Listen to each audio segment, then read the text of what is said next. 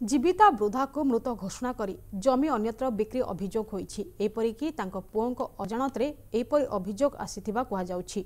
अनुगुल जिला खमार थाना सुलिया ग्रामर 80 वर्षीय वृद्धा गौरी द्विवेदी पुओ समरेन्द्र को नहीं तांको परिवार तेबे गौरी को मृत घोषणा करने सह तांको पुओर जाल दस्तखत करी सुलियाठारे थिबा तांको जमीरु 10 डिसिमिल जाग अन्यत्र बिक्री करा जायथिबा जिलापाल उपजिलापालक निकटर अभियोग होईछि। एही जमी को केशव चंद्र प्रधान नामक जने व्यक्ति किणिथिबा जणा पड़िछि। सेपटे एही घटना को नहीं पाललहड़ा अतिरिक्त तहसीलदार खमार राजस्व निरीक्षक को दायी करिसंती। अन्यपटे एही घटना को खमार राजस्व निरीक्षक स्वीकार करबा सह तांको एथिरे फसाई दिया जायथिबा कहिसंती। तेबे एही घटना रे विभागीय कर्तृपक्षक सह किछि जमी माफियाक संपृक्ति थिबा स्थानीय अंचल रे चर्चा हेउछि।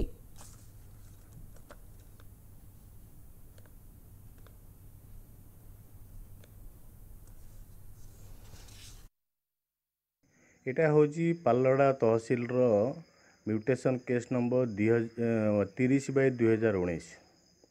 एथिरे तहसील कार्यालय एवं खमार राजस्व कार्यालय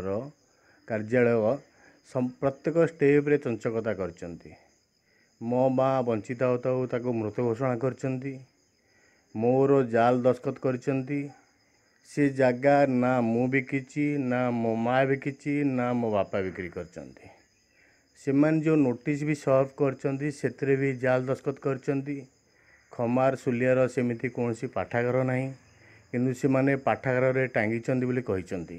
तदंतरे अछि वर्तमान जे म्यूटेशन केस नंबर 30/2019 जोटा कि परवर्ती समय मु देखा पाइली जे आरआई तांकर फील्ड इनक्वारी रे जीवित वृद्धा को से मृत देखैछंती। जेनियोलॉजी रे जोटा कि मु देखिछि आउ केसटा भी फाइनल हो जाइछि।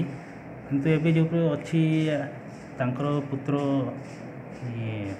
देइछंती एप्लिकेशन से विषय रे आमे ताको तर्जमा चली आउ आरआई जेतु एटा को तांको फील्ड इनक्वारी रे भूल देइछंती। मो नारे जो अभियोग होइछि ताहा ठीक नुहे। मते जानि सुनि करी एतरे फसै दिया जाइछि। यार तदंत कले सठिक तथ्य जना पड़ियो। ससुर बुढ़ा थिले मो बापा थिले तो देबेली मरि आइथिले ना।